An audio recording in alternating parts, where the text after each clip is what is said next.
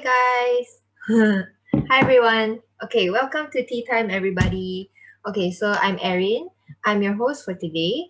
And again, a brief intro about Tea Time. So Tea Time is actually an alumni sharing session where we invite our SABD alumni back to tell us about their unique and personal journeys after they graduated SABD. So this is actually our second time with our second batch of alumni. And without any more delay, let's welcome them, Sarah and Surayyn. Hi, guys. Hello. Hi, Hey, thanks for having us. Hi. Yeah. I know who you guys are, right? But the viewers might not. So why not you guys just introduce yourselves? Maybe we'll start from Sarah. yes. So, hi guys. I was also a student one day. I graduated in 2016. And originally I'm from Libya, but now I live in the UK. So now I work here and also pursuing getting my part two. And it's currently 6:30 in the morning. Oh my. Good morning. Good morning. Thanks for joining us, even though it's so early there. Surayyn, hi. You want to introduce yourself? Hi, I'm Yeah, please, Surayyn. Sarah. I started SABD in 2012 with the FNBE program. Oh my God, the FNBE program. And I graduated with Sarah as well in 2016. And I worked for a little bit, and I came here to Barcelona in 2018 to do my master's. And I graduated, fortunately, last year. And currently, I'm a designer with an international studio, and I'm also a freelance motion graphic designer. And I'm based in Barcelona uh, indefinitely. And I'm really happy to be here. Okay, so a little bit more about Sarah and Surayyn, right? So we've invited them because we believe that they are people who are not only very well spoken, very expressive and passionate people, but they're also very vocal. They're very good at presenting and kind of like sharing their ideas for other people, which they strongly believe in. So as we know, right, like presentation and having this skill is very important to have, especially as an architecture student, because now we present our works to our lecturers and our tutors, but next time we would eventually need to present and sell our ideas to clients. Yeah. So I think we'll get right into it. Without further ado, we have Sarah here. So as you can see from like the picture just now, maybe Ethan can display. Yeah, so like Sarah is not just an architectural designer, but she's also an activist who she gave many talks, and she's very involved in multiple kind of like organizations. So this picture here is her giving a talk for TEDx Youth at El Sarim. So I guess I won't go into too much, and I'll just let her share with us her presentation for us. Yay! Okay, so Sarah, you can just start sharing your screen. Yes, just a second.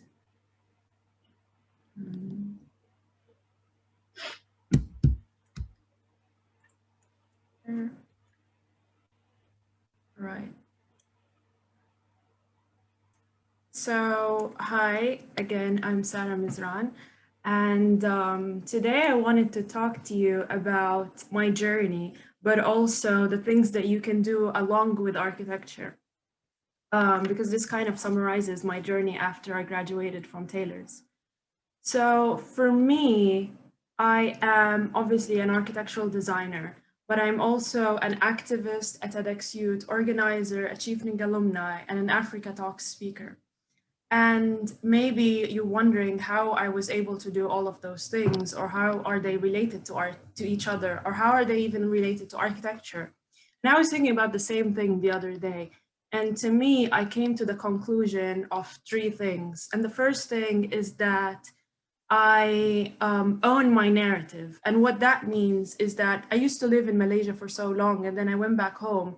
And when I went to my country, it was so different. It was and still is unstable. It lacks stability, it lacks security. And when I went there, I realized that I wanted to be more than just an architect. I wanted to have an impact on the society, and I wanted to work with young people. So this is where my activism journey kind of started, and this is where I found myself working with civil society, working with local NGOs, non-profits, because for me, what motivated my activism is young people and hope that springs from them. And also because I wanted people to stop normalizing the war situation and to realize their potential. And I realized that this is such a big mission and I needed to do it with other people. But for me, the most basic thing is to recognize this. And this is why I say owning your narrative. The second thing for me that came after this was finding a purpose. And this applies to everyone in no matter what you do. It doesn't have to be architecture or activism. The moment you find a purpose in your life, I feel like you'll be able to excel. And I came across this sentence that said, I am an architect who designs for social impact and not just buildings. And this resonated so much with me because in my work, I wanted to not just design buildings, like physical buildings, but I wanted to have a social impact. And this is the kind of balance that I found between architecture and activism. And the other thing that allowed me to do the initiatives that I'm going to be telling you about is transferable skills. We tend to forget that architecture teaches us so many things about so many different specialties or so many different fields. So you come out with transferable skills, which we do in hindsight, we take them for granted, but actually you can apply them for so many things like problem solving or building relationships. You know, we're sitting in the studios with a group of people working together all day and all night. You get out with presentation skills. We are able to take criticism. And at the end of the day, we're very creative people. So those skills are very, very important and you can apply them to different things. It doesn't just have to be architecture. So basically, let me tell you a little bit about the things that I've done after I graduated, and how I was able to use architecture and things I learned in architecture to apply them to different things. So for me, one of the first events or projects that I was involved with was organizing a TEDx Youth event in Tripoli. So we applied for the license, and I, as well as being an organizer, I was also the leader of the design experience team. And basically what that means is it's very similar to like one of those projects that we get. It's you design the experience that the user gets. So the person who's coming to attend this experience, this event, what do they see? What do they feel? What do they listen to? What do they interact with? The decoration, the props and everything else. And the theme of the event was awareness leads to choice. And I wanted to implement that in the experience. I wanted to implement a sense of awareness about the environment. I became very conscious of the environment and about sustainability. And so for me, I realized that one of the issues that we struggle with in Tripoli was that there's a lot of rubbish being thrown in the streets without any sense of awareness, and people are not recycling. They're not using like recycled schemes. And I wanted to raise awareness to young people about that. So I wanted to use sustainable materials like plastic, like timber, like tires.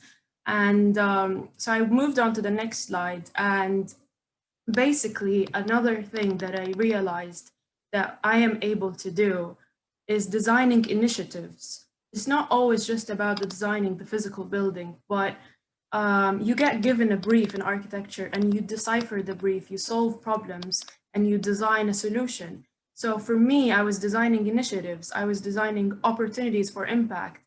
This is not a high-end product. This is not like a fancy looking product, but it's an opportunity to impact people's lives by using recyclable material, by using timber that was thrown away from workshops and turning it into like registration tables, into stands. This is an opportunity to impact someone's life and to realize that, oh, actually, I can do that. And so, like, you become a storyteller, you become a translator, and these are skills that you acquire, at least for me, from my journey. Another thing that I was involved with, which is another example of designing initiatives, is related to something that I became also very passionate about, which is the Sustainable Development Goals. So to just break it down briefly, the Sustainable Development Goals are 17 goals that the United Nations set out in motion in 2015. And these goals are basically just a set of goals that are intended to be achieved by 2030, to obviously to just make the world a better place, to make the world more sustainable.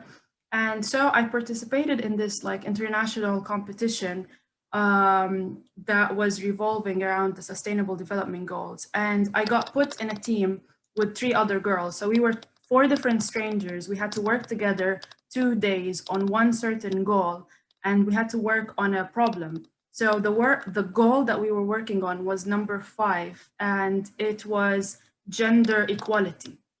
So basically, in gender equality, the problem that we were given was child marriage. And I always look at it as, again, like a brief. You know, you get given a brief in a semester, you get given a site, and there's a context, and you try and find what problems that site have. It's the same thing. You get given a brief, and the problem is child marriage. So you have to design a solution. So for us, we realized that the problem is we picked a country. So we made our context more specific. We picked a country, and we picked Chad, for example, because it has one of the highest rates of child marriages.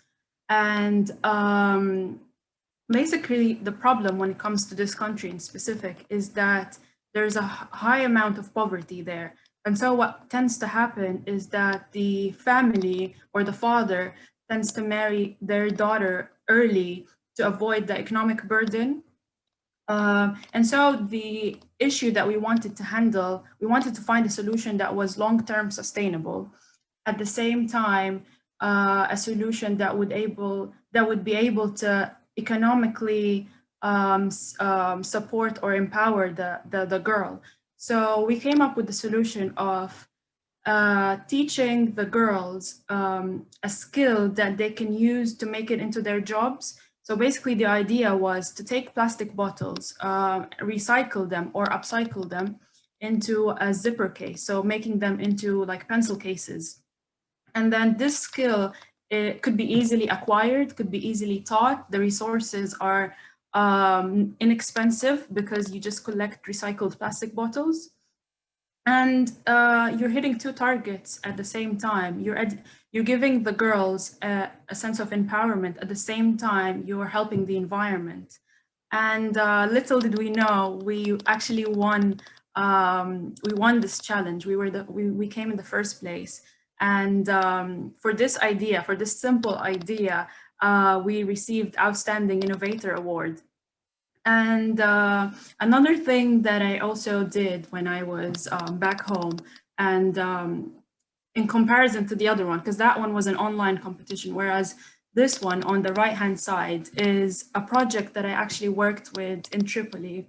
I used to work with an art organization called Waraq, or what translates to paper.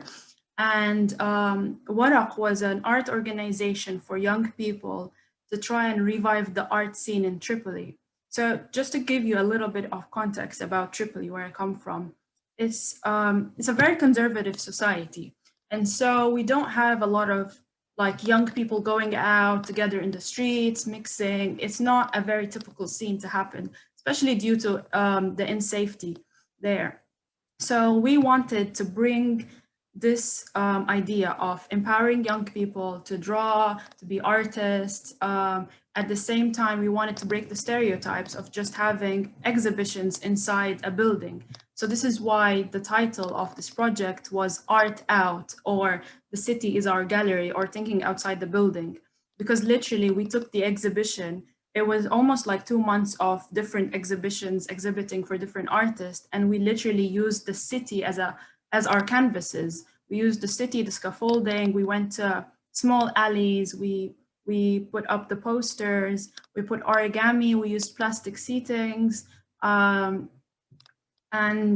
This is one of the initiatives that I was really close to my heart, basically. Yeah, so for me, I realized that after I finished architecture school, that there's so much to do. And the part that I resonated with the most is I thought in the beginning it was sustainable architecture, but for me, sustainable architecture always has that like defined meaning of it's to reduce negative impact and to bring down energy consumption. But I realized it should be much more than that. For me, it's sustainable and social architecture because with social architecture, you get to empower the identity of people. You get to empower their cultural identity. And that for me is also sustainable. It's a long-term sustainability. Um, after so I went back to Libya in 2016 and I stayed there for 2 years. And then after I've done all of those initiatives, I won a scholarship to come to the UK to pursue my master degree. So I did my master degree in sustainable architecture, and this is a little bit more serious now because I did my thesis on 19th century architecture, and it was the Natural History Museum in London. I'm sure many of you have been to that museum, and it was about heating and ventilation system. And I was so mind blown by how, even though this building has been built almost 200 years ago, it was built with the mindset of being sustainable for its time. It was built with a central heating system, with a central ventilation system. You know, they didn't have high tech, they weren't tech savvy as we are now, but it was very sustainable for its time. Um, so if there's anything that I came out with at the end of my journey and how I combined those two pages, you know, on my presentation, I have a cord, I scanned the cord of my notebook, and I just wanted to make it look like a book basically, because on one side I have architecture and on the other side I have everything else that I'm passionate about. And I found that for me, my purpose is I wanted to be an agent of change, and I wanted that to be implemented on community level, identity level, on generating spaces with inclusion for the community, on creating experiences that enrich the person. Yeah, so this is my journey. I don't know if I talk too fast, but yeah, that is it. Thank you, Sarah. Whoa. Yeah, so that was very motivational, I think.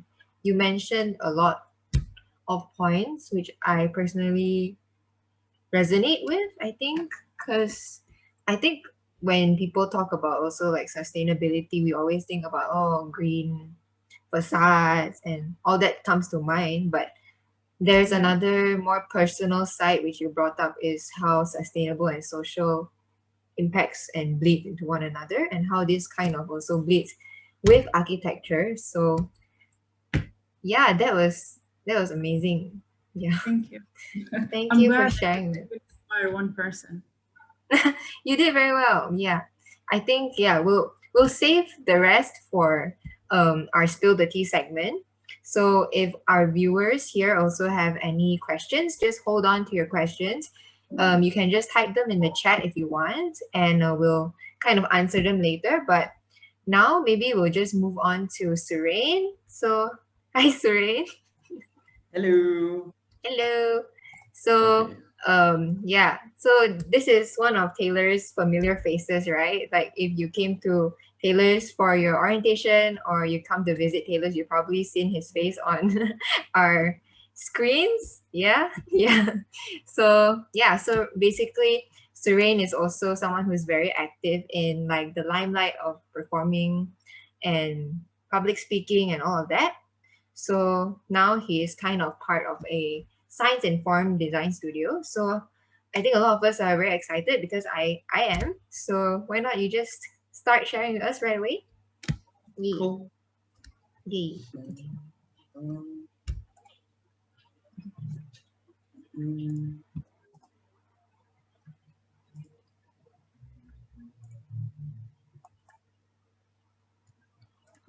okay. Can everyone see my screen? Yes. Excellent. Okay. Hi everyone, my name is Surayyn Selvan and I will be sharing my advanced architecture adventures with you guys today. So before I begin, I would like to thank you again for giving me this opportunity to share my experiences, and I hope that you will be able to take away something from this talk. So I started my journey in the F&B program all the way back in 2012, and I graduated in 2016 with the Bachelor's of Science Honors Architecture. Then I worked as an assistant architect and then as a project manager for about a year and a half before deciding to continue my master's. And my architectural journey was a very unstable one, to be quite honest, because I've always had doubts about my role in architecture. And I decided quite early on that becoming an architect per se was not meant for me. So I decided to enroll in the Masters in Advanced Architecture program at the Institute for Advanced Architecture of Catalonia here in sunny Barcelona. And this decision really helped me shape my perspective on architecture and reaffirmed me that I can do architecture, just not what I initially thought it was meant to be. In this day and age, architecture is, I think, for me, so much more than just, determining where to place a fire escape. So during my 2 years at the school, I picked up so many additional skills on top of what I've already learned in my bachelor's. And with these selected projects that I'm about to show, I've used these skills specifically to experiment with architecture. So we start with Reciprocity, which was our introductory studio project that started off as a mission to move sand without using our hands. Ultimately, this ended up becoming a perpetual motion machine that was integrated with an architectural fiction. What is an architectural fiction? I had no idea at the time. Basically, while the machine ran, we had a webcam to record the movements of the sand and create speculative sites that change over a period of time. Now, our role for this project was to code an architectural protocol to intervene in this speculative site. So we decided to use the sand patterns as a fishing village in which rising sea levels caused by the sand movements would affect the livelihood of this village. So on Rhino and Grasshopper, we coded an architectural protocol that someone adapted to this change, and then we recorded the patterns and the elements generated within the design. And this entire process was done live during our presentations. So we had no idea what patterns would be generated or if our codes would work properly.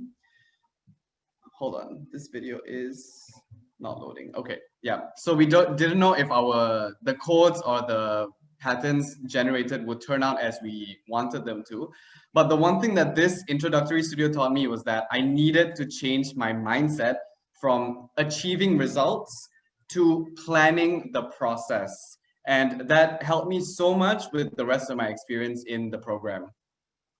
So with this newfound bravery for my two-term research studio, I decided to research wearable technology. So the Perception Objectifier Prototype, or POP, started with my curiosity of how people perceive space, and if we could materialize this information in a human sense, and thus the studio's name was Augmented Senses. Over the course of the research, we had to create functional prototypes, ultimately resulting in a final prototype that works. Now, the idea was to take in ambient lighting from the environment and create haptic patterns that tell you which end of the color spectrum you're in.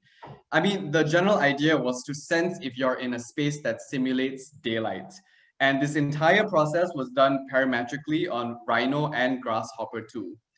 Now for this specific project, I actually 3D printed custom-made pieces that were attached to the headpiece. And with the help of our tutors, I wired, coded, and created the entire wearable. Fiber optic wires from the studs converge into a 3D printed case it converged into a 3D printed case where the average ambient lighting is projected onto a color sensor. And then with those values, I coded vibration patterns to map out the color spectrum, which you can feel on your neck. Now, with an architectural background, we obviously needed to produce drawings and diagrams to showcase each of these elements, and this was a very integral part in piecing together POP. This was one of my favorite studios as we had such a diverse jury. I'm talking from real life cyborgs to fashion designers, to architects, to decision makers, and it was all for a studio that revolved around wearable technology. Now, the Nepal Eco-Social Tourism Himalayan Retreat, or NEST, was one of our seminar projects to design a retreat in the Himalayan mountains. This seminar was heavily focused on using data to inform our design. What started out as an internal competition resulted in the final design that we were going to materialize. I was heavily involved in the scripting and structural analysis of the structure using the Karama plugin on Grasshopper, while other team members focused on the design or environmental analysis. In parallel, it wasn't enough to just have digital analysis, but we also needed to construct models ranging from 1 to 50 scale all the way to 1 to 1 scale in order to test the viability of our digital analysis. We had full weekday workshops to construct parts of the structure, such as the floor, the ruled surface ribs, and even part of the skin. But the best part was that in September 2019, a group of us went to a site in Nepal and constructed a 1-to-1 prototype of the final structure over the course of 2 weeks. Braving heavy thunderstorms, muddy patches, lots and lots of leeches, cows, we managed to erect the skeleton and one part of the skin structure. Now, this process really taught us that what you see on the computer is not what happens in real life, and we should account for imperfections and tolerances.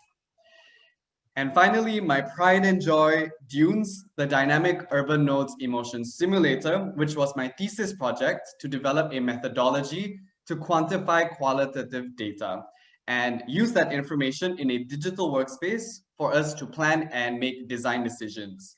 Now, this research was conducted over 9 months under Areti Marco Polo, who is the academic director of IAC. And to get a better idea of what my thesis entails, please enjoy this video. Once it loads, which should be anytime soon.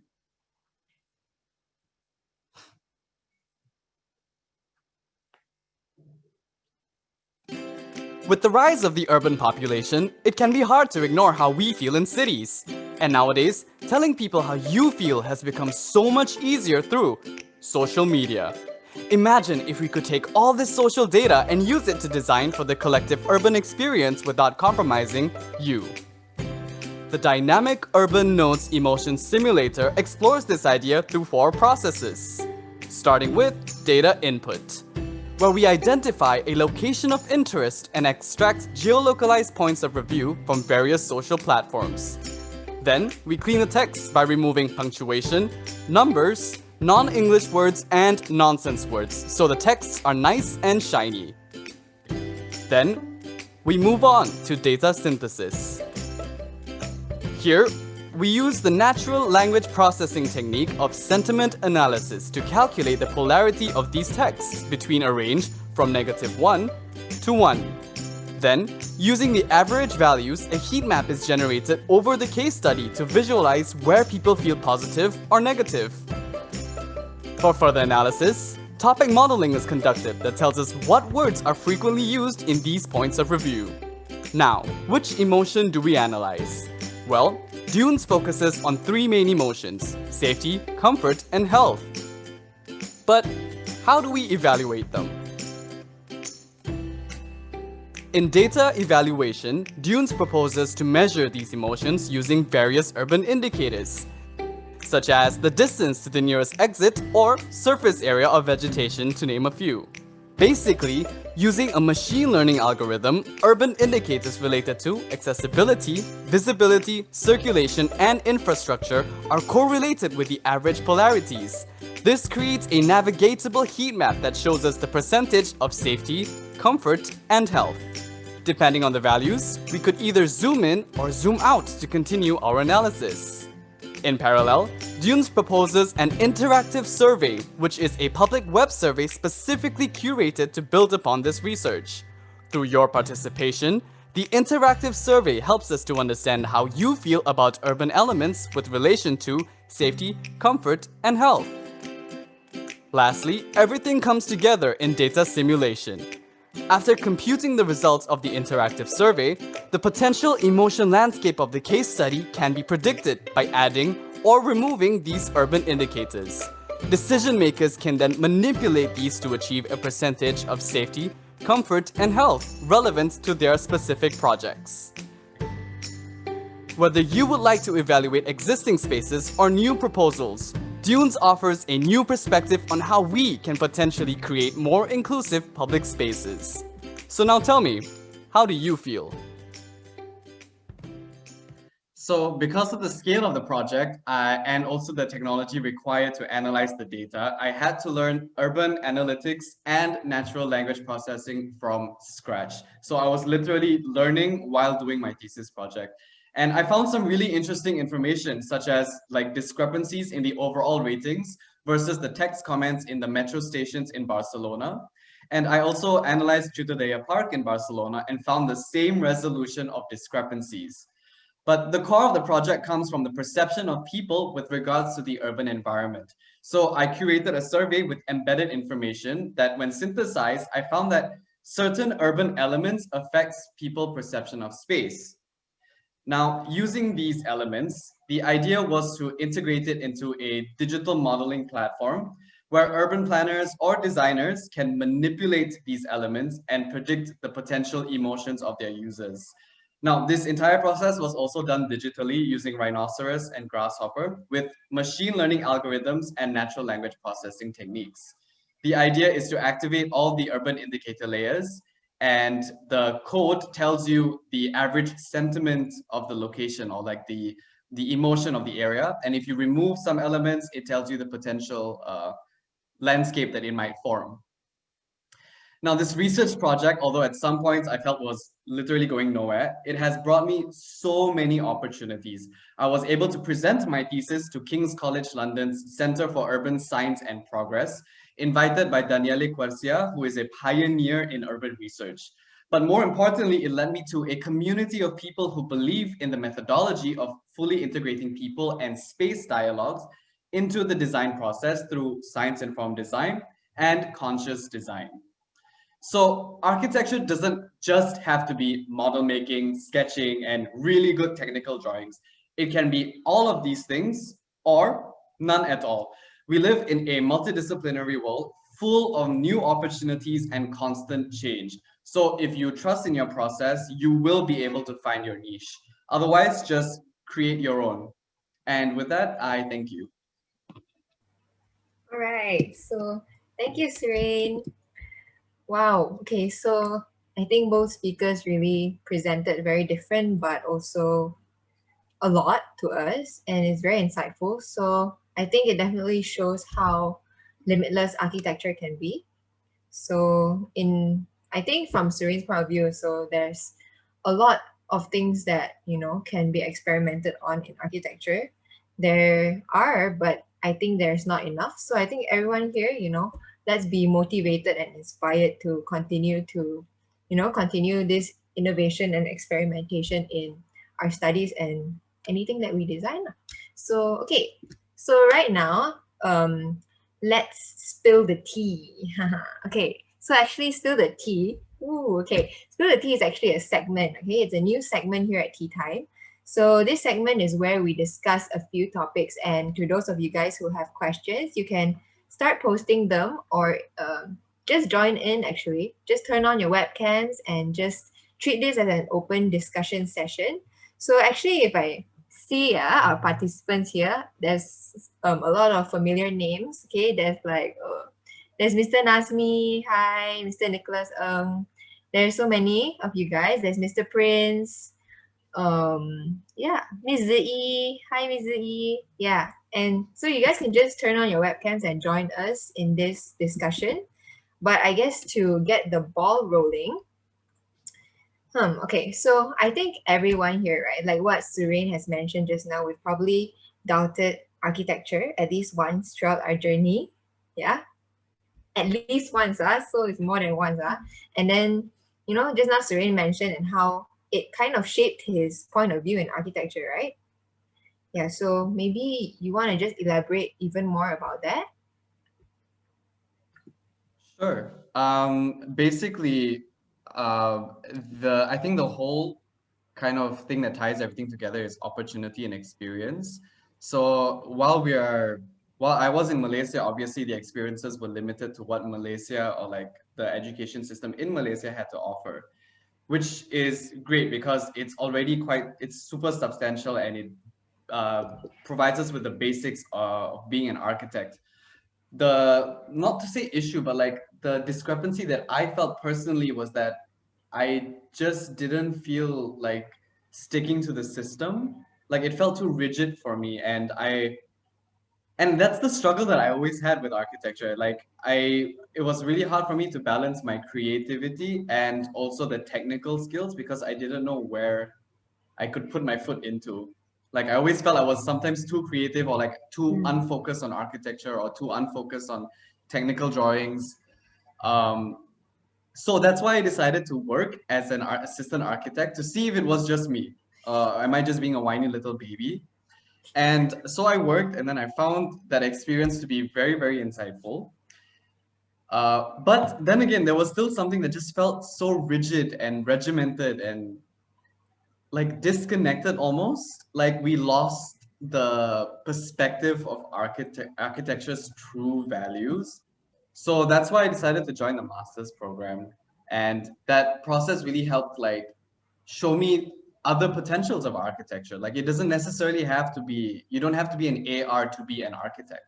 You know, you can be Yeah. a designer and be an architect. You can be a researcher and be an architect, a neuroscientist and be an architect. And these are the kinds of people that I work with, people who have architectural backgrounds, but focus on different aspects of it, you know, and that I think that experience really opened up a lot of like doors for me, and which is why it was really important for me to share these experiences with you guys as well, because the world is a huge, huge Mm. place, you know, and I learned that only when I came here, and I was so happy because I found like I truly understood like, okay, it's not me with architecture, it's just me.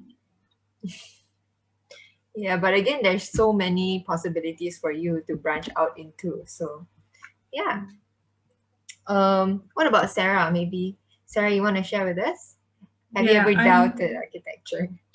I don't fall short of the doubts. I doubted architecture so many times.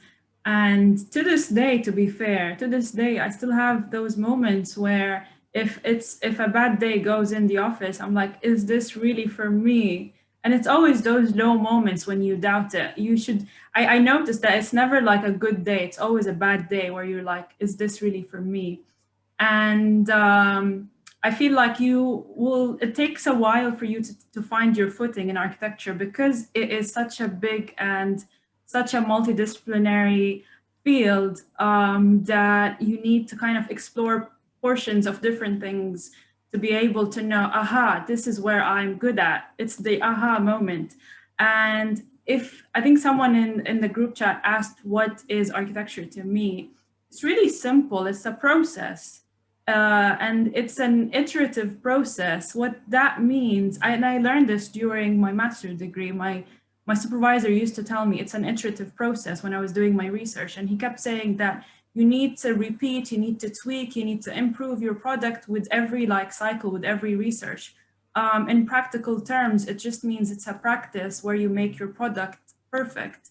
It's, no matter what I tell you about architecture, at the end of the day, no matter what you choose to do, like Surayyn, like me, it's a process. For me, it's more about the identity, the culture. So if I'm designing something, I want to be able to represent its people, its users. It's for me, it's building communities, it's understanding people. At the end of the day, let's say you're designing even a residential house, you sit with the clients, you understand who they are, and you build for them. You're designing their forever house. So it's simple. It's understanding people. Yeah. So, so Dr. Veronica here, she also said that, even older people in this meeting are still doubting architecture. So, Dr. Veronica just joined in. Come. Yeah. So, like, Dr. Veronica is also like a writer, right? Right now, kind of, an I architecture. guess all of us here are always doubting, and I think architecture is a very beautiful education. And here I mean the term education in its broadest term. Yeah, it's not schooling. So although you take your education in a school, but the education is actually the process of learning, and different people have got different process and different experiences. Yeah, so I have doubted myself even the first week I joined architecture school. And I remember my teacher was Jas, I don't know whether he's here, and he was the first person who made me doubt that. He asked me, are you sure you want to be in this program? In my first semester. And I went home. I didn't cry. Oh, Jas is here. I can see his name. I didn't Hi. cry. Yes, I still have doubts now because looking at the diverse roles that architects can play, so sometimes we feel really confused and we really want to play a lot of roles. I think that's why we doubt. But I see that doubt as maybe a positive thing to find opportunities and pathway. Yep. Yeah, very well said. Very well said. So yeah, because I think a lot of our viewers, a lot of the participants today also are students, right? And then, we keep thinking about, pursuing and getting our AR title. It's a long journey, man. Yeah, but yeah, so as you can see, like there are so many opportunities, maybe Mr. Jess, Ale, you want to say something? Dr. Veronica. You put me on the spot. I feel so old. I think it's probably true. Architecture is a lifetime journey for me.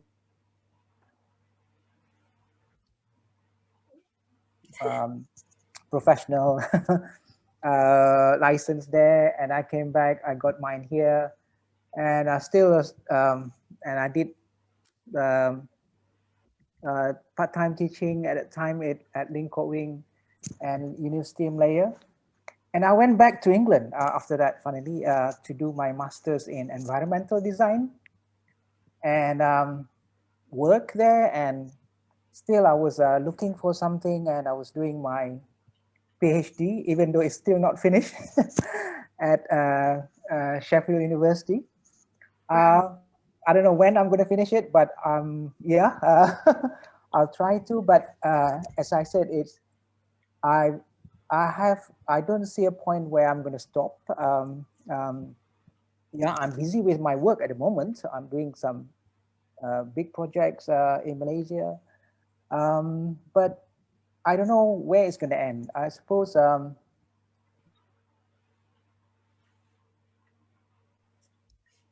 It's a bit.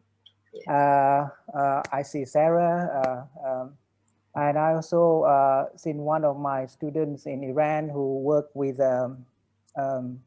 Renault cars, right? Designing ergonomics of cars. So these are very, very different from what we typically expect from architect doing buildings. And both of them have shown good examples of how wide the opportunities out there, don't stick to designing fire escape staircases. Yeah, just now Surayyn mentioned about that too. That's my 2 cents about it. Thank you. Thank you. Okay, so I think we have some questions here also. So speaking about, doubt, right? Mr. Nazmi here, a lecturer at Taylor also, he's saying, he gave this quote, okay? So doubt is uncomfortable, but certainly it's just ridiculous. It's from Voltaire. Yeah, so that's very true. Okay, so and a question from Ryan here. Thanks for sharing. It seems social impacts of architecture influence you both. So given this, do you believe that architecture should influence or change social behavior, or the other way around? Should architecture and space be used as activism? Yeah, maybe we'll start with Sarah on this question. Yes, hi. I just want to give a quick shout out to Mr. Jazz because I just saw him on the and I just wanted to say that my most enjoyable semesters were semester 5 and 6. And in semester 6, I was working under Mr. Jazz, and we were designing for a group of people called the Kristang people, who were a Portuguese ethnicity. ethnic group, and I kind of felt like I could connect with them because they were a minority group. And I think I could link that to this question. It says, given this, do you believe architecture should influence change social behavior or the other way around? I think it's a little bit of both, but as I said, this group of people, you kind of analyze the context and you understand that there is a certain issue that you're tackling, and you want to aim to hit a certain goal or a set of goals, right? So you design in a conscious way that encourages a desired range of social behaviors leading towards that goal. So it is the architecture that also encourages these behaviors, but then it's also the other way around because you analyze to find out what that behavior is. So I know it's confusing, but it's a little bit of both. Yeah, so it's kind of like interrelated. Everything depends on, both aspects rely on each other. Yeah, If Yeah, I I may agree. elaborate on what Yes, Sarah said as well, because that's go what ahead. we do at Hume. The idea of science-informed design and conscious design is exactly based on that. It's we as designers, we cannot design for what we want people to do, because ultimately that's not the case. We design for the potential of how people might use the space. Once that space is like built or physicalized, we need to understand how people use the space and then use that information to reiterate again. It's a cyclic process. It's almost like a feedback loop almost. And architecture is never a linear process. You don't start from drawing to construction. Like there's also post-operation analysis that you need to do. And even more so, it's like what results from the user behaviors that you need to integrate into the spaces to make it make sense. Because we have to design for the people ultimately and how people use the space. We can only do so much. I think there was a quote that said like architects sometimes play God, and we're not uh, that powerful that we can tell people what to do. People will do what they want regardless of Yeah. what we give them. Yeah, I think you put it in a very good way, lah. Because it's true, even since you are studying architecture, you go through site analysis, you need to get to know the people there. It's kind of like the same thing. And yeah, you have to just keep that in mind and remember that all the way to when you work, lah. Yeah, I think that's very true. And actually, right now, I'm actually personally curious about this because everything is going online. How do you guys foster this interaction, or how you guys carry this out? Maybe Surayyn first, since you're still working, right? Yeah. How do you guys carry it out? Maybe. It's been great, actually. It hasn't been a hindrance in any sense. I think it's opened up so much more possibilities because of that freedom from space, from a physical space. Because we always think we have to go to the office to work, but now that everything is digital, it's become so much easier uh, to contact people, to be a little bit more accessible. I'm not saying it's the same for everyone, but with my experiences, there's 7 of us in the studio, and we're based internationally. We are like literally dotted throughout the world, So we don't have a physical office. The office is our laptop, and it always has been. And with this new digital revolution, well, not really a revolution, right? It's forced upon us. Um, I think it's just going to open up so much more opportunities. We're starting to see what we can and cannot do with the physical space. Yeah. Sarah, do you have any? I feel a little bit different to that. Sorry. So basically, maybe because COVID has hit harder here and we've had to go into lockdown for the majority of the year, for me, this working online sometimes gives you a sense of isolation. Um, so it depends on how strong your personality is. As a student, I would definitely prefer for this experience to be face to face, to have that interaction, to sit in the studio with your group of friends and share ideas. So I definitely do not prefer online experience in terms of studying. In terms of just um, online learning in the broader sense, I think that there is more flexibility, obviously, and it's more self-paced. If you're a good time management person, you'll be able to do well. But if not, then it's going to be a struggle. There's pros and cons. For me, I see more of cons to it. It does allow you to be more independent, and it does push you to be more critical thinking because you are thinking for yourself, you're by yourself, so you're pushing the boundaries of your brain. But then there is the social aspect of being isolated. So it depends which side of the coin do you take. Yeah, I agree to that as well. Because I think for our previous assignment for my semester, we had to design a market, right? And the area was actually majority populated by like older generations. So I think when it comes to like lockdown, when you go site visit, it's harder to kind of interact with these older folks, I guess. And it's still very important. So maybe what would you guys advise? Maybe because the next semester they probably gonna have this same assignment we're gonna have. What would you advise to like since because this has I think to me like personally it has a relation to what Sarah has been doing, right? Because you're integrating a lot of social aspects into with architecture as well. So what would you advise maybe your juniors to do if we had to design an architectural space with a lot of maybe older generations, but due to this limitation, what can we do maybe? I think that every person finds a different process. There is no one way of doing it. My way might be different to some other people, but given the situation, I would say research. Do a lot of research. Yeah. If you have a certain target user, try and understand about that target user. If it's an older person, understand the behavior and pattern of that person. If it's an ethnic group, research about it. We are in the 21st century. There's so much information online. That is our best and most powerful resource, Google. Yeah. So Surayyn, do you have anything you want to add? Not so much solutions for you guys because that's for you to figure out. Yeah. But perhaps something to think about that, if what I'm hearing is that access to technology or accessibility and technology is a privilege, right? Because not a lot of people have access to these kinds of platforms that we have.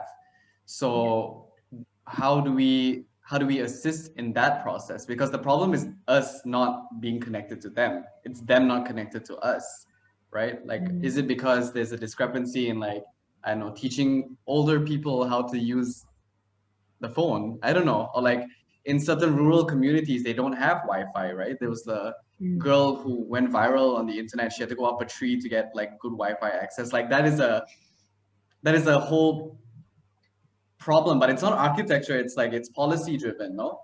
It's just planning processes that probably need to be intervened.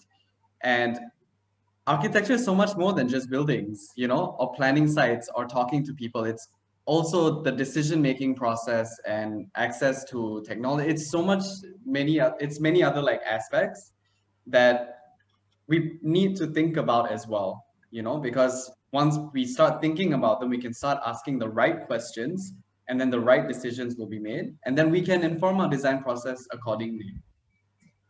Yeah. Yeah, I agree to that as well. So, okay, another question from Pang Xuan. It's a question to Surayyn. So, who are your inspirations when it comes to these futuristic slash tech informed designs? And by the way, wonderful presentation. Yeah. So, who are your inspirations? I don't have any inspirations.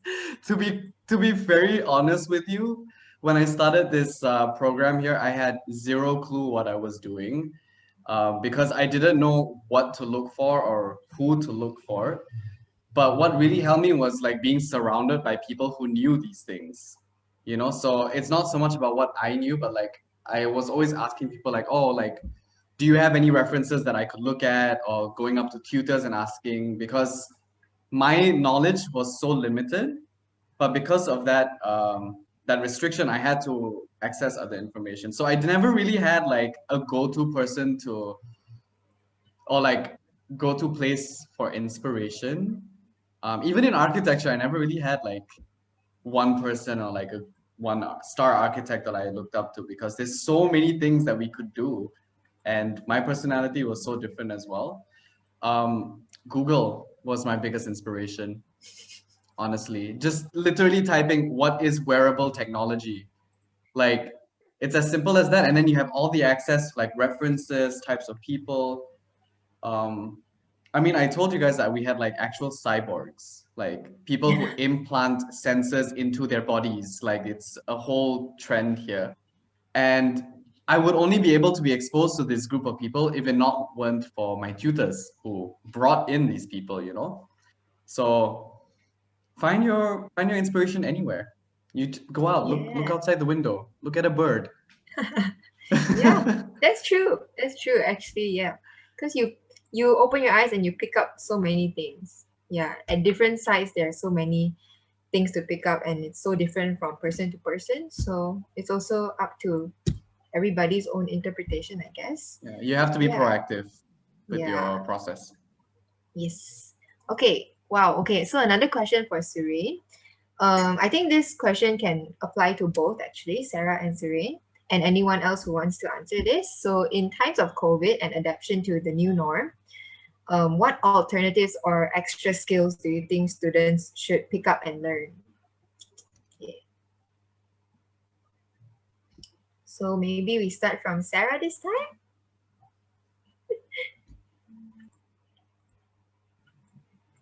To be honest, I'm not quite sure because in what context you mean, like in the times of a pandemic? I think they mean something like, Skills that are related to like it could be interpreted as skills to survive, like having the mental capacity to survive this, because mental health is important. It's not talked about, but it's so important. And it's, again, I mentioned isolation. You could feel lonely and you could feel like you're sharing such a big burden just by yourself. And the stress, I think a big thing in architecture is the stress that we go through. And a lot of the things that enabled me to go through the stress is my friends, is my peers, is my classmates. As silly as it sounds, but just to see that someone else is struggling makes it feel a little bit better. I think that's important, to realize your mental health, to have some support in times of COVID. It's as simple as that for me. I don't have any bigger answers. yeah. No, that's really good advice also for people now.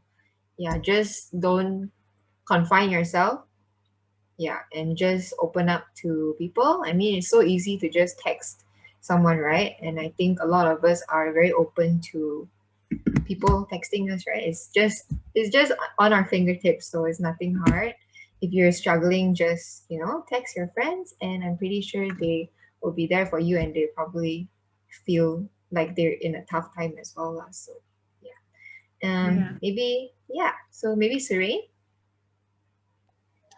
I mean, if we're talking about that aspect of like personal, I think self-reflection or introspection is a great skill for us to have, especially in a time like this. Because what I realized personally that during the quarantine and when the whole pandemic hit was that I had a lot of like everything suddenly just stood still for me, and I started to reevaluate like my choices a lot. And I never really had the opportunity to like sit down and think where I was heading towards, because things were happening so fast. I was going to school, I was going out, da, da, da, da, da. It's like you're always constantly finding distractions. So when you have the moment now, especially, just like it, literally all you need is just to take 5 minutes to just sit down and just think about yourself, your needs, your wants, your goals, your whatever, and it really helps you like navigate this weird world that we're living in right now. And I mean, Sarah is right, like social interaction is super important as well. As much as we feel so isolated and disconnected from the screen, we still have access to technology, and we have to make the best of what we have. You know, there's no other alternatives right now. We can't go out and give someone a hug without fearing that we might send them to the ICU, you know? So, but we have like video calls, we have Zoom, so we should take advantage of the technologies that we have. Yeah. Thank Can I you pitch in both. with a question? Yep. I know like people are asking us questions, but we're also students. I have a question to the lecturers here, and it's a personal struggle of mine because currently I'm working in an office and I'm pursuing like the practical side of architecture, but it's always been on my mind to also get a PhD, and I feel I'm not sure when is the right time to get a PhD. Do I need to be well established in my career to know exactly what topic to pursue, or is it recommended to do it earlier on? And does it add any, what values does it add to my career? Does it mean that if I pursue a PhD, it will be better for me to pursue academia? I'm not Should sure I who's answer gonna. your question? Yes. I will try to answer you. The overall answer is it depends. So I'm not really answering your question, but I can give you a few scenarios. There are people who take PhD from as young as their 20s or as old as in their 60s. So I give a context to that. And what does that mean?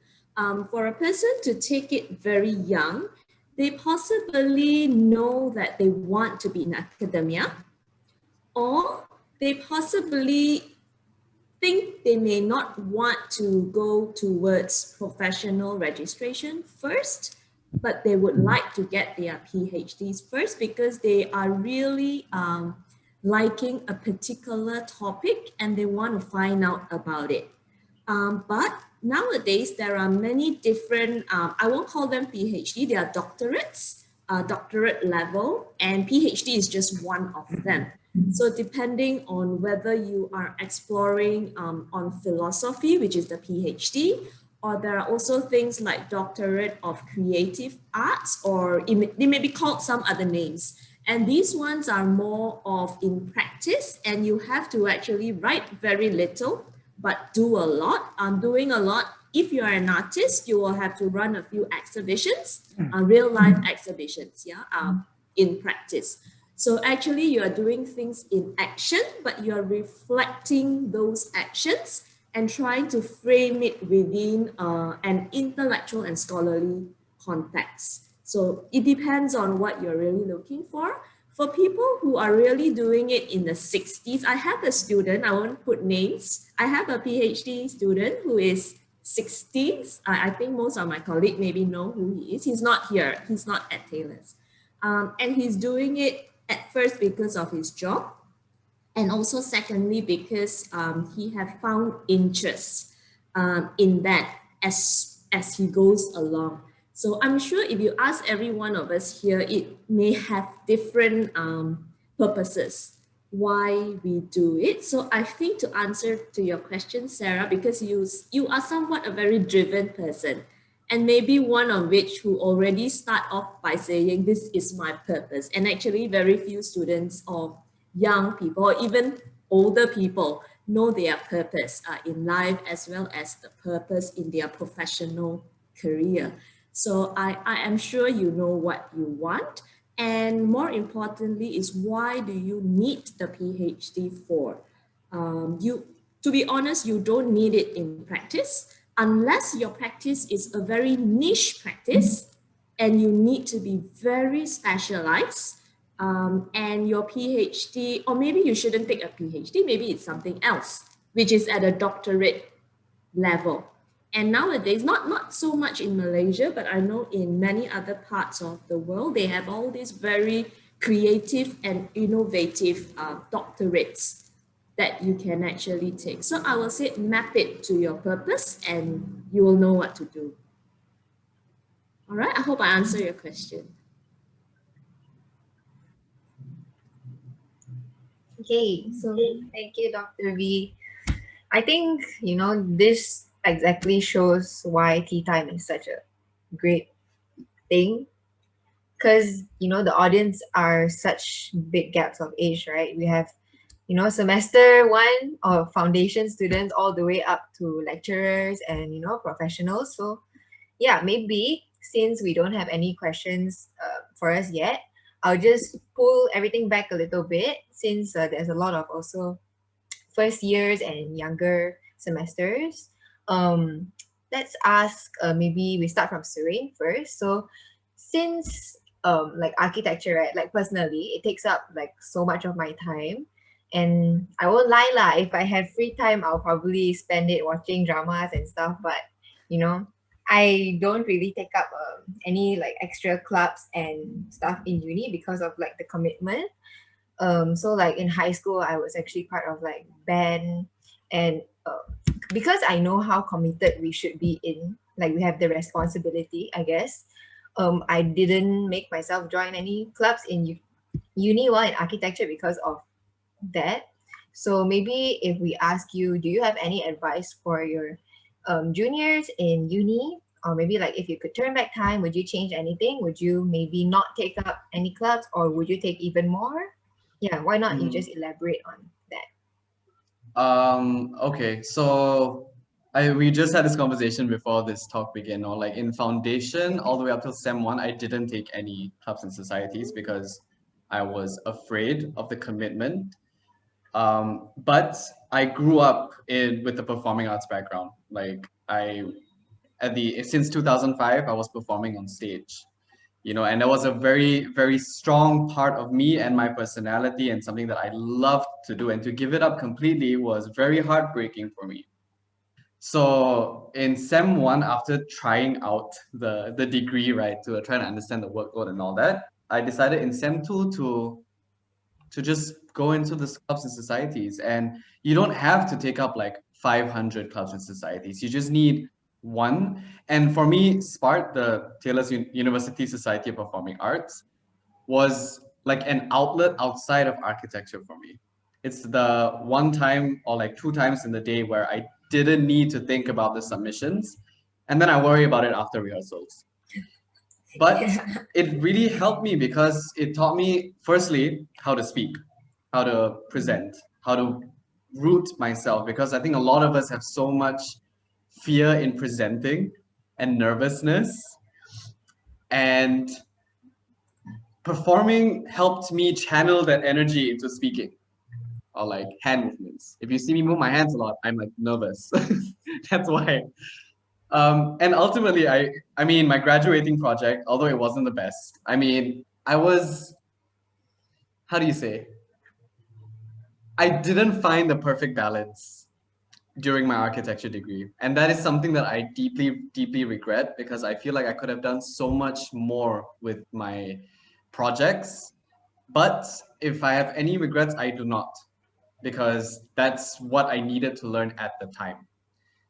And my graduating project was inspired by my love for the performing arts and inspired by Spark. So no, I really wouldn't turn back time. I would keep it the way it is, because now, because I did all that in university with my masters, I didn't need to do anything else because I did what I needed to do. And now for my masters, I can like concentrate 100% and learn other things inside the world of architecture. Yeah, thank you for that. So maybe Sarah, like, because I know both of you guys have really great commitments outside of architecture. So yeah, maybe you want to share a little bit about your point? Yeah, I agree with Surayyn. I wouldn't change anything about it because that is how we learn. That was how we came to learn what our purpose is and what we are passionate about. But if we're going back to the extracurriculars, I believe that university is so much more than just studying for your degree. Your time as a student is a valuable opportunity for you to try new things, to get involved with clubs and societies and volunteering. In the beginning, in my first year, I was struggling so much with architecture and understanding what it is.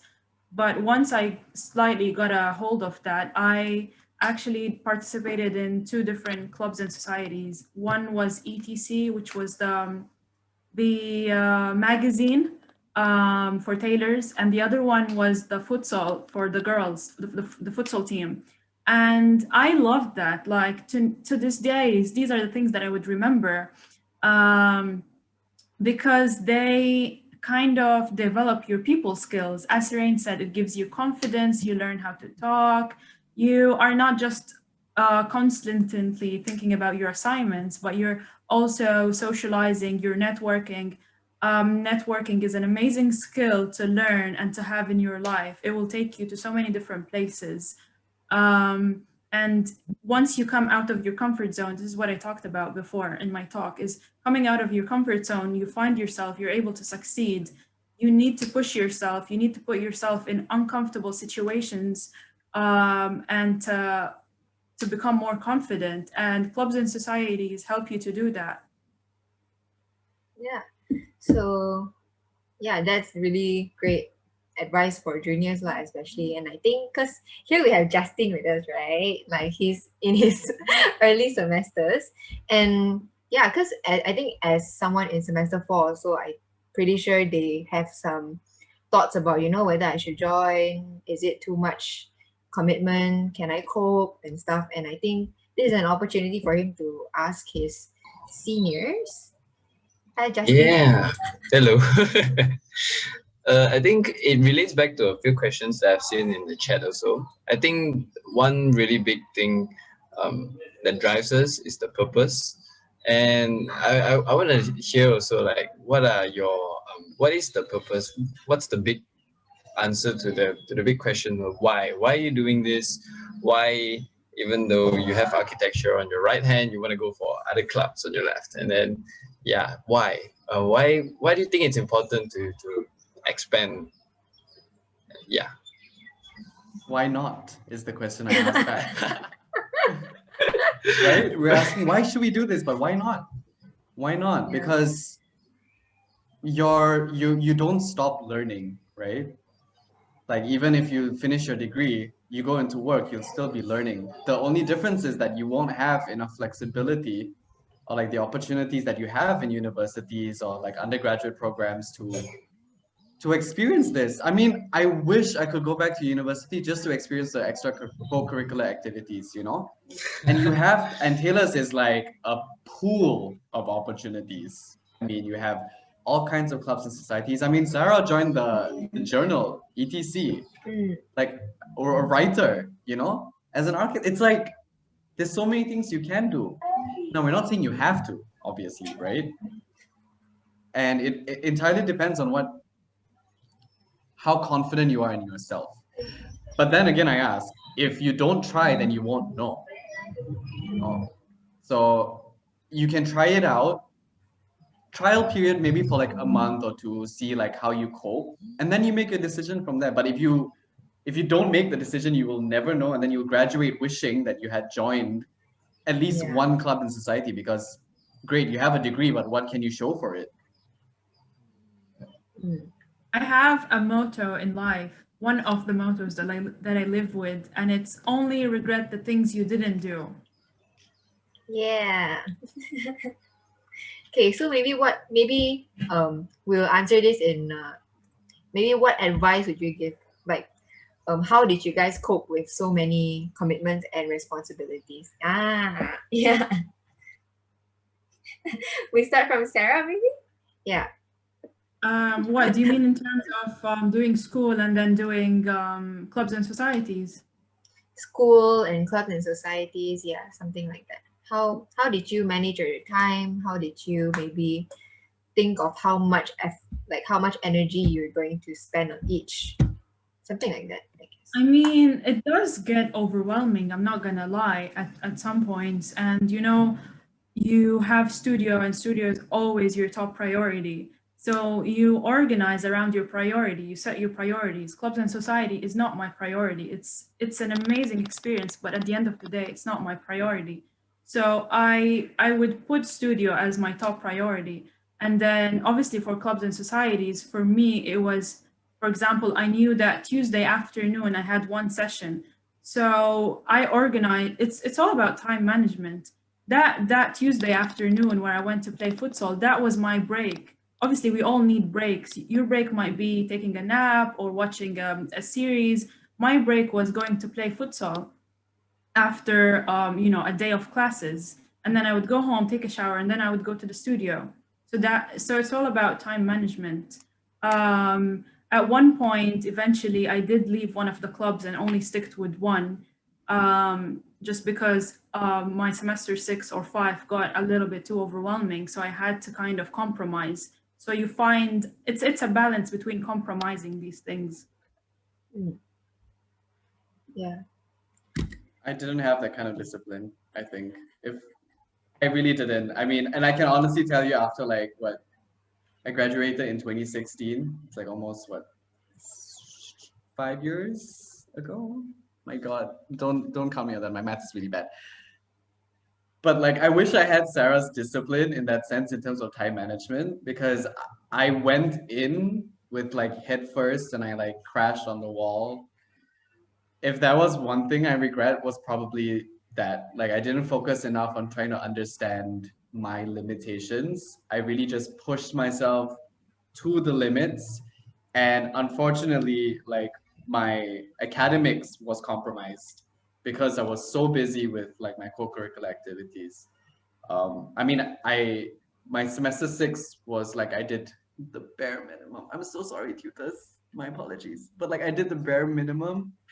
I was I was a really terrible student in my semester 6.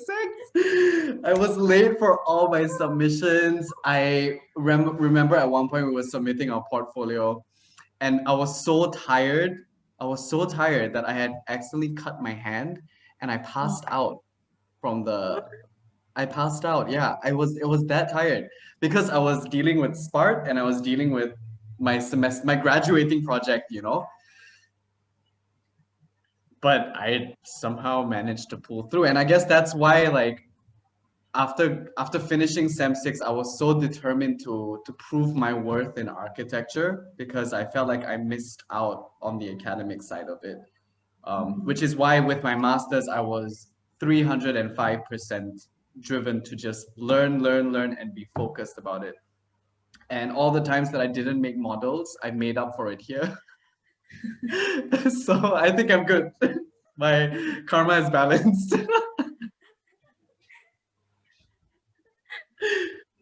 Yeah, that's Okay, very well, helpful. I mean, like I can speak for Sem 1, my friends, and probably like first year friends or like foundation. We all went into like college and uni with like a whoa, new life, out of high school. And then we didn't even know how architecture tasted like. And then, yeah, so some of us really are looking for that assurance, that push to go for like extra stuff, extra mile, take that extra step. So yeah, this was really insightful. Thank you so much. yay. Okay, so another question from Dr. V. So, for both, did you have any opportunities that you missed, or for whatever reason, and you regretted it? Like, so specific moments or opportunities that you remember. So for me, maybe it's not my bachelor's so much as maybe it was my master. For my master thesis, I did a topic that I enjoyed, but it was not my personal choice. So at uni, they gave us a list of topics and they asked us to choose. And even though I was happy and I researched about it, which was the 19th century architecture, um, it wouldn't have been my first choice if it was up to me. And that is something I kind of regret. I would have preferably chosen to research something about architecture back home, because I can see that I would maybe do that as a future topic in my PhD. Whereas the topic that I pursued for my master thesis, as much as I liked it, I don't think I would pursue it for my for my PhD. I kind of played it safe when I went with that topic because my supervisor was specialized in historical architecture, and I felt that I could do well under his supervision. And I did do well. but I just kind of, played it safe. So I sort of regret that choice. Mm. Okay. So maybe Surayyn, anything from your side? Yeah, I think looking back now, definitely the um, post production of my projects. Um, because over the years I've seen like what Taylor's has produced and coming here and seeing like all my friends' renders and their projects and all that. I think that is probably one of my biggest regrets in my bachelor's is not spending enough time to learn how to create beautiful renders and all that. It was my renders were always just like SketchUp screenshots with like Photoshop, lots and lots of Photoshop. But like I wish I had taken the opportunity to like to learn these things properly so I can be proud of both the production of the work and not just the concept of it. Because that's kind of like a running theme. Like I'm super proud of all my architectural concepts. But you know, the execution was a little bit meh. And I wish I had put a bit more effort in terms of that. But I have time to work on it now, so I might. Yeah, thank Question for you. Surayyn. Yeah. Surayyn was our valedictorian, and I was there listening to his speech. I almost cried. As usual, it has to be good, right? So I want to ask you, maybe Sarah as well, because you use a lot of your speaking, public speaking skills. How far do you think, this is a reflection question, yeah, how far do you think it have helped you, perhaps for Surayyn, move from a C plus to B minus? So it's how do you think your public speaking skills have give you that additional 5, 10 marks or whatever if you like? That's just an example, yeah, in your architecture journey.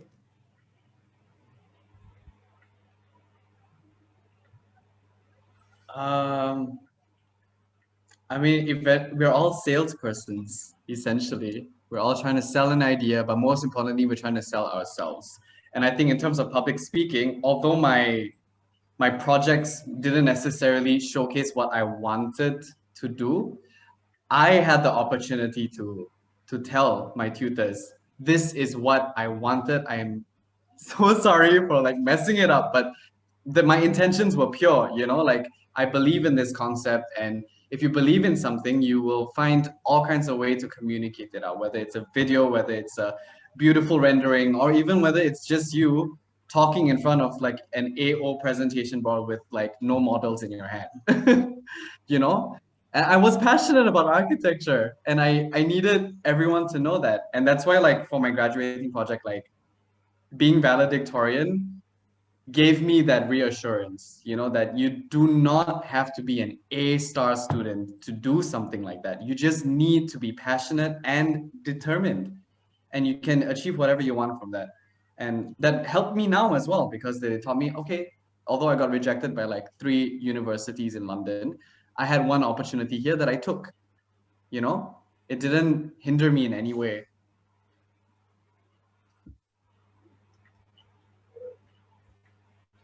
Um, for me, public speaking have helped me a lot post architecture school. During architecture school, I wasn't as vocal and outspoken. I was outspoken, but not as much as I would have loved to. And I think during our crit presentations, I was never 100% prepared for them. So I think for me, never leave even a small inch of unpreparedness for your presentations, because when you have self-confidence in yourself, then people will believe in you, because when you have self-confidence, you believe in yourself, and that equals people believing in you. In architecture, what this means, it means you will sell your ideas. They will be convinced. So I think I remember in semester 6, we used to sit together as a group and we would talk together, which was a slightly different thing to what we've done in the previous semesters, because in the previous ones, they were always one-to-one with your tutor. Whereas that one, we sat with the tutor, everyone, and everyone would share. And I think that's a great way to kind of build up your public speaking skills and to come out of your shyness, because you're being vulnerable by projecting your ideas, which you don't know if they're good enough or not, to everyone in the group. And then you find out that everyone is on the same level as you are. They're still very rough, undeveloped ideas. So I think it's important to kind of push the students to do small presentations about their work to everyone else in the group as they go. It's not just that final crit presentation, because if it's just that, then it's going to be a shock for you, and you're going to stumble and be awkward and not know how to kind of sell your idea in confidence. Whereas if you've been doing it from the beginning, and this is something I've also done in my master's degree. So we would write, my master's degree was very technical, so we wrote a lot of research papers. But we did presentations every single week of the progress that we've been coming up with so far.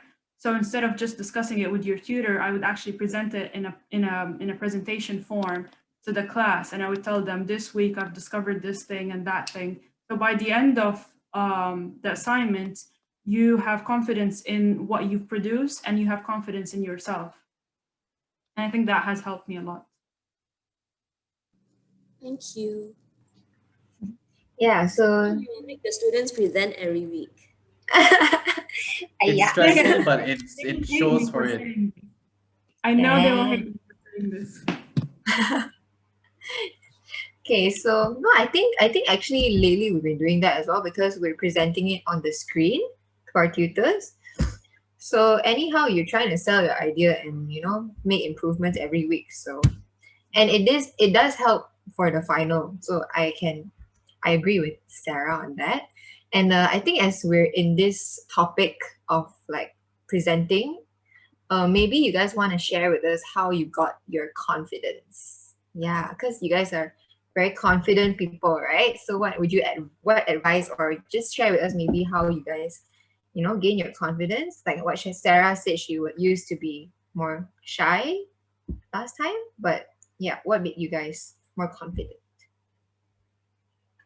Maybe we'll start from Sarah.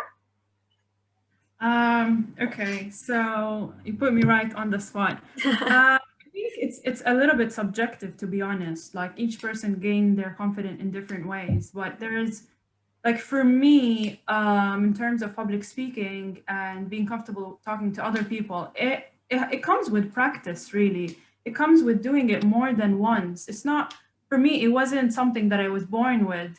So I kind of had to acquire this as a skill. So when I became involved in civil society, I was working with so many different organizations and people, and they used to fly us to attend different conferences. So I had to come out of my comfort zone and to go and to speak to these people and to lobby for the causes that I was lobbying for.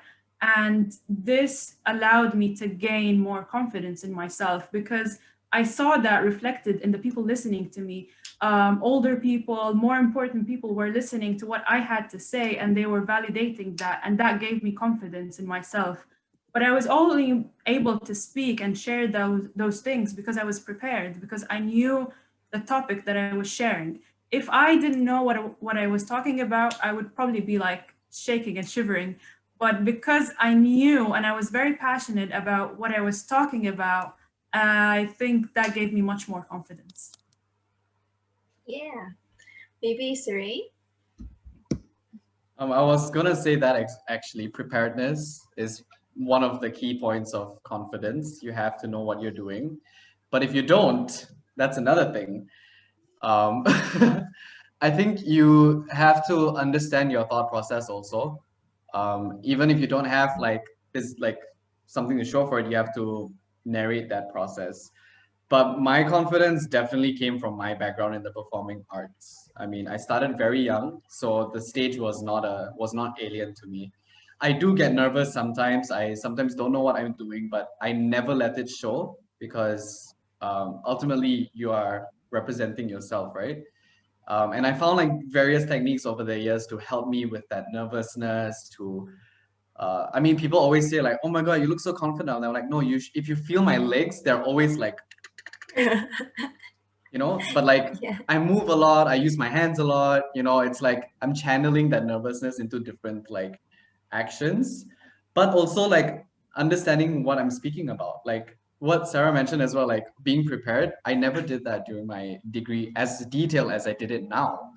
You know, like I have scripts now, actual scripts, not even key points anymore, because I don't trust myself enough for that, you know? Same. But when you write your scripts, write it as how you would speak. It doesn't have to be so formal, you know? Make it conversational. And it's to that kind of like detail that you need to go to for you to feel confident about what you're presenting, or who you are. Yeah, I agree with that also. I think That's a personally, I great. also, yeah, having your script with you. Yeah. Okay, so, okay, let's maybe Dr. V or Miss D. Miss D. Maybe you wanna just give an advice? Because Miss D, as everyone knows, very confident woman. Hello, everyone. I don't know whether I'm a confident person, but I think I do tell my students to be prepared. I think there will be drafts and things like that whenever there's a competition or my student have to do a presentation. I think that they know. I think all my students know aware that I do give them tips on how to be prepared, and sometimes I do tell them a lot of time, to I spell it out what they're supposed to do, and I think that's very important. I am drafting out something as well to write as the end session. So whatever student is saying, I am also writing down whatever I'm supposed to say at the end of the session, so that I don't miss out. Sometimes it's about not missing out and not making mistake anymore. So yes, preparation is the most important thing. I think I told the semester 4 student last semester that if you're not prepared, you're preparing to fail. Yeah. Okay. So I think that practice make perfect, and through my experience, if you don't know something, that's when you're not able to present. Like you cannot bull you cannot bull, because you don't know anything, or whatever you bull it doesn't work because there's a tooth there. It doesn't work because you don't know anything. So sometimes you need to be prepared as well, how to deal with situation where you're not prepared. That's the other thing. I think I think the other thing is I told my student when they are not prepared or they cannot finish their work. Okay, the other tips that I would tell you is you just have to fake it. All right. So that's my other advice. You have to fake it, whether you're presenting or whether you are just, I don't know what, you just have to make it up.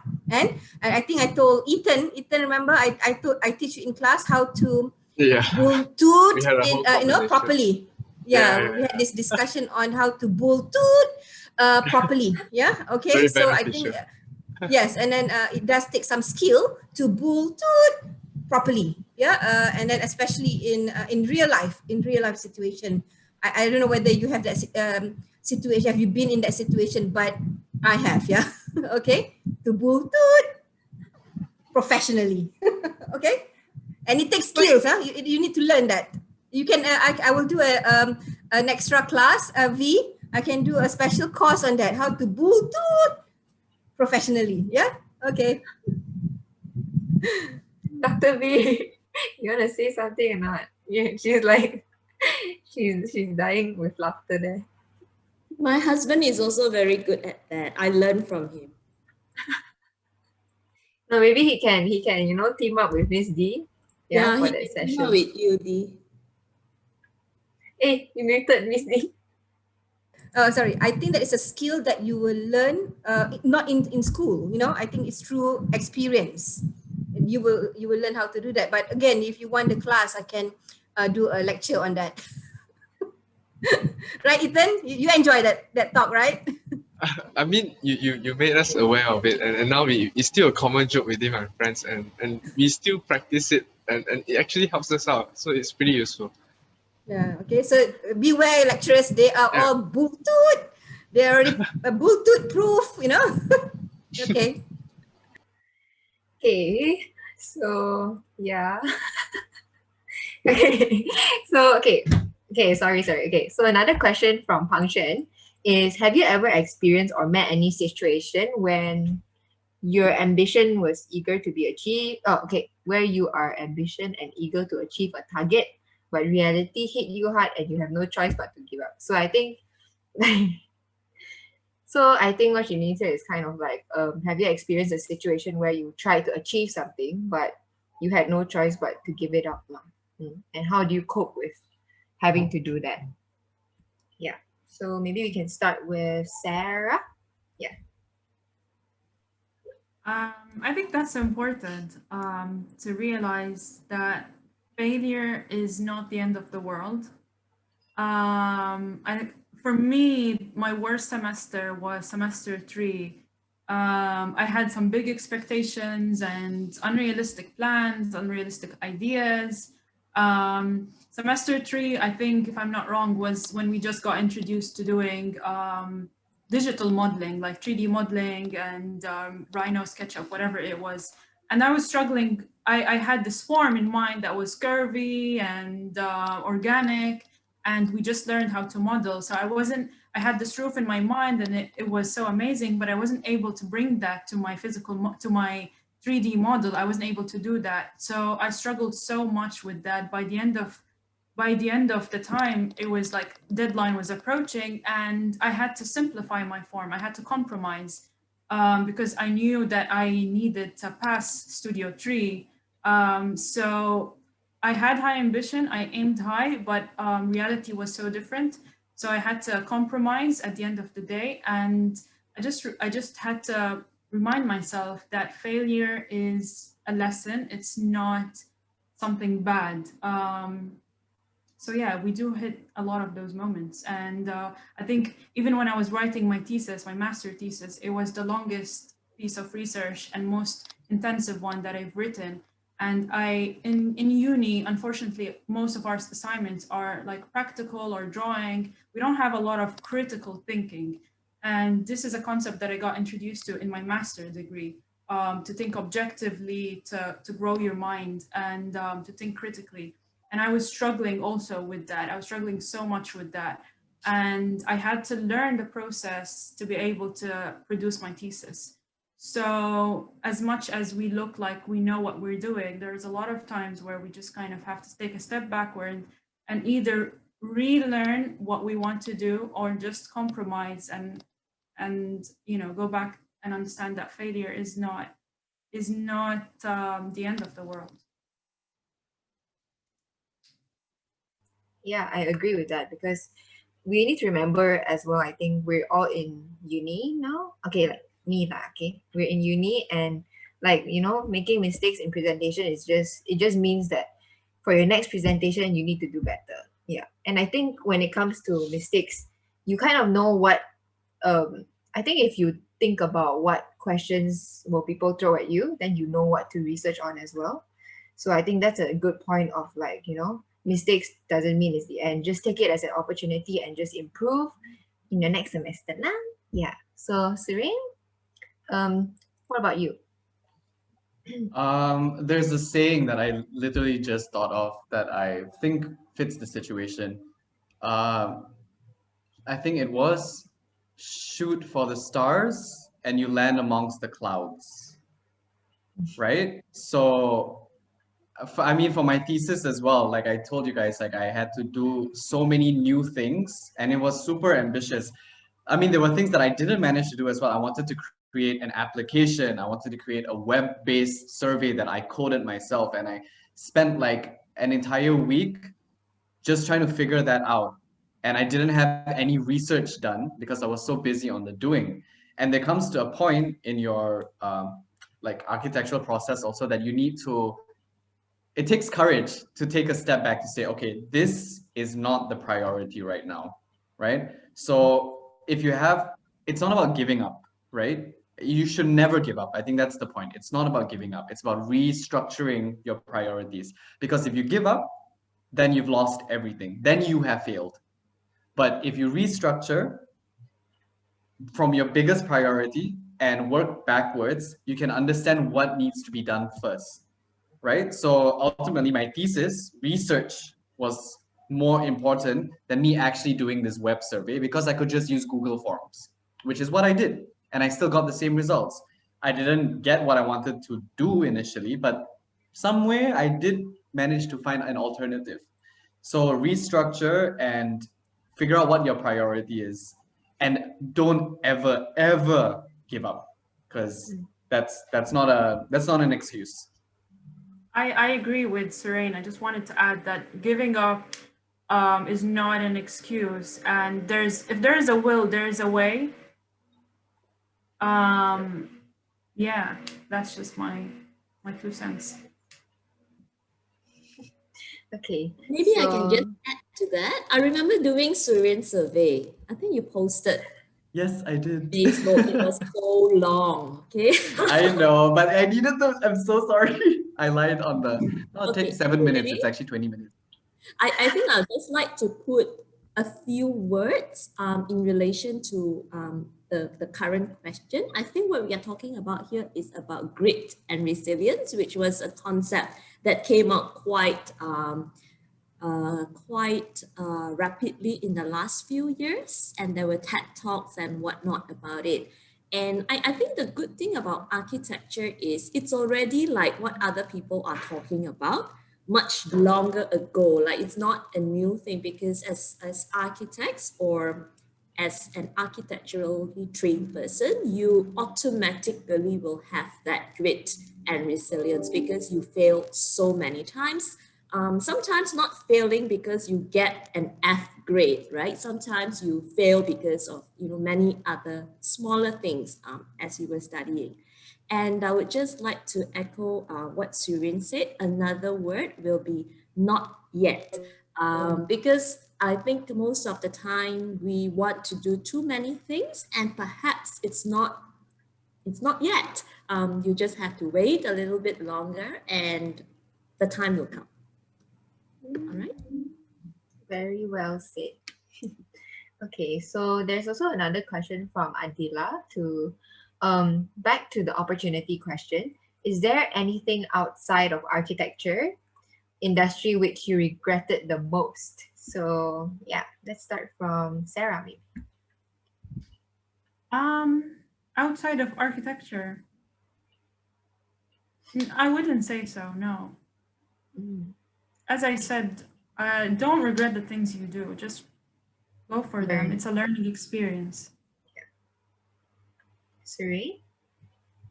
I don't think I understand the question. In outside of architecture, as in if we weren't doing architecture, is that it? Maybe it's like okay. Okay. Yes. Yeah, Hi, yes. Adila. No, actually, what Dr. V said, the architectural education is so holistic and it's so wholesome that you can do whatever you want, even if you're not an architect, right? I'm also like a freelance motion graphic designer, right? And that came out only because I did my thesis and I did the motion graphics video. But that was also related to like my architectural. It's like a whole chain of events. So there's so many other things that you can do outside of architecture. I know people who become like realists. Well, yeah, we had alumni in the previous tea time session, no? Who like did things outside of architecture. We've had friends who are doing like business and marketing, broadcasting, they've not jumped ship, but we all had an architectural background. And we all rooted in the same values, I think. And that's what makes us stand out a little bit more. Yay. Okay. So I think that answers it. And as much as I like to keep this going, we have to be pretty strict with our time because Sarah has to work. Yeah. So before we move on to like the closing speech, Miss Sucharita here, she said, well done guys, proud of you, including the current and alumni students. So to answer Sarah's question on the PhD, I think I'll read it out for everyone because it might benefit a lot of people as well. So my advice is that it will come to you. You don't have to force yourself to reach to it. For now, start writing or publishing in this order: problem or issues, piloted methodology, and some findings. So you will know if and when the right time comes. PhD coursework teaches you the skills. On the other hand, research is about curiosity and always a quality to beat. So need to wait on this regard, and I'm sure you don't. Yeah, so I think all of us here learned a lot from today's session. And yeah, even the speaker sharing and the alumni sharing has been very, very insightful for a broad and a wide range of, different passions bleeding into architecture, I guess. So, why not everybody just keep your webcams open, and Miss D, maybe you want to give a closing word? Oh, muted. Sorry, you want me to say Wrap give up, the ending, wrap up, or do Yeah. you want me to take the photo first? Sorry. Okay. We take photo first. Sorry. Right, okay. Okay, can everybody on your webcams? Yeah, come, join. Yeah, join us for our group photo. Okay, and for this session our last session, we missed the opportunity to ask everybody to raise their cups for the photo. So this time, this time, please raise your cups as we take this group photo, yeah? Okay, so smile. You guys don't know what page you are at, but just smile, okay? Okay, Justin here will take the photos. Yeah, I'll take 2 rounds. So, because there are 2 pages. So once I still see some cameras opening. Yeah, I'll take 2 times. Okay, ready, everyone? 1, 2. Hold on. 1, 2, 3. Okay, hold on. All right, hold on. Keep that smile going. Okay, 1, 2. Sorry, 1, 2, 3.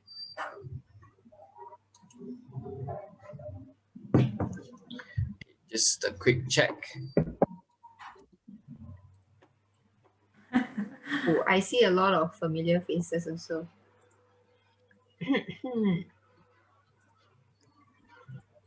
Oh, okay, just take Good. one more really quick. Yeah, just one Yes. more. All right, let's go. One last. 1, 2, 3. Okay, thank you. Thanks, everyone. Okay, so I think now, Miss D, you can just give a closing wrap up. All right, okay.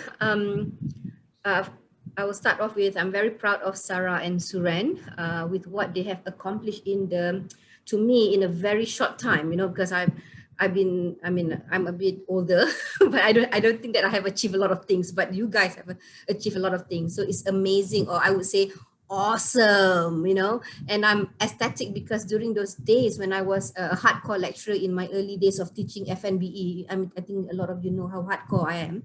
I keep on telling my students to just be awesome, right, Surayyn? Yeah. So I think you are awesome, and then I think we should keep up that quote. Tell our students to be awesome and continue to be awesome. I think they are already awesome and going to be awesomer. Unfortunately, I do not have the chance to teach Sarah Mizran. However, I do know her through my former students during some outside of class activities. Oh no, chilling with my students. I do like to chill with my students, but I don't do that anymore.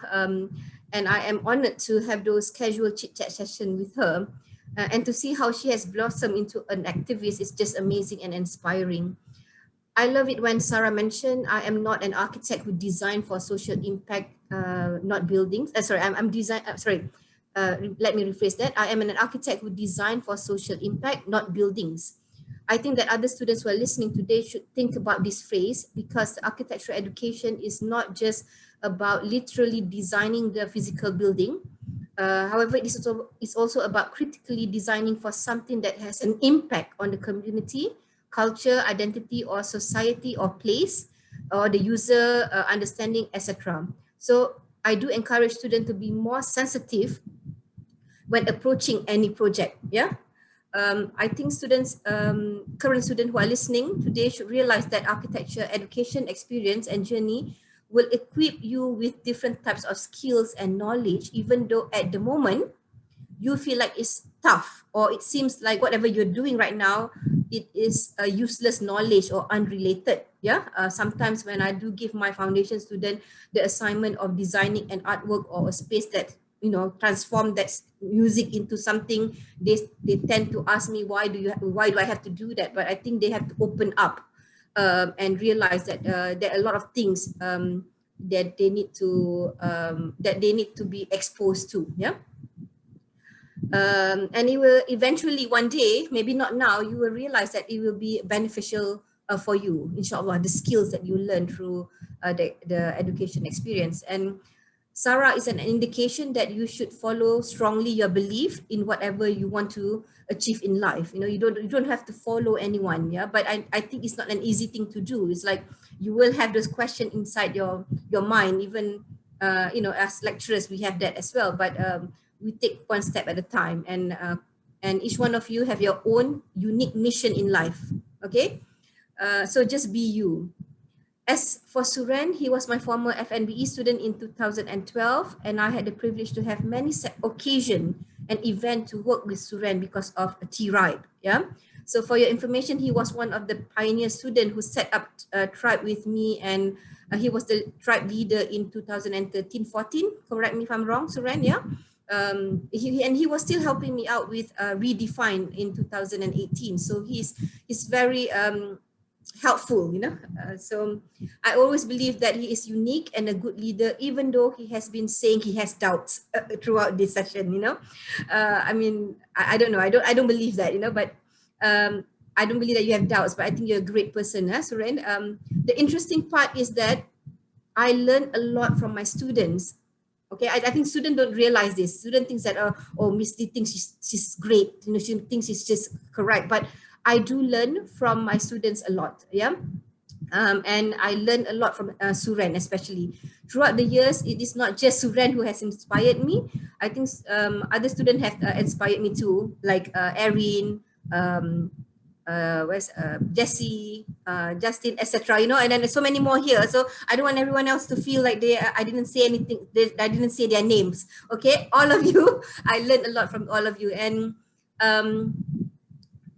and then we empower each other actually. Okay, we should realize that educators and students empower each other. Yeah, I have students who are teaching with me. That's how old I am as well.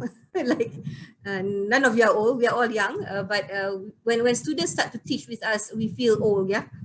Veronica and Jas. Anyway, I have always been proud of Surayyn, and this sharing session should inspire and give motivation to all students and lecturers. For students to be more inspired to learn and be awesome, and for lecturers to keep on educating with love. Okay, because it's priceless and rewarding to know that our students have achieved amazing things like today. Yeah. And that makes us lecturer feel it's all worth it. All the sacrifices, you know, the good advice that we give, and also the session where we scold you. Okay, that also is worth it lah. Yeah. Even if you get bad ratings, it's all worth it, because at the end of the day, when we see you achieve something, we feel great about ourselves. We were talking about doubts earlier, and as architecture educators, we constantly doubt ourselves also. Maybe not everyone, you know, maybe Dr. V doesn't, but I do. And we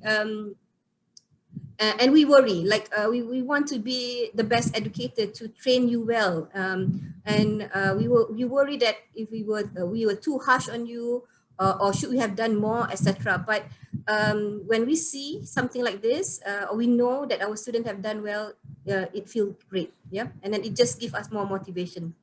So finally, thank you and congratulations, Sarah and Surayyn. I'm so proud of you, and thank you and congratulations to the Tea Time team for organizing this event. Good job, Jessie, Erin, Justin, Ethan, and Dr. V. Thank you, everyone. Yay. Okay, so I think Miss D said everything already lah.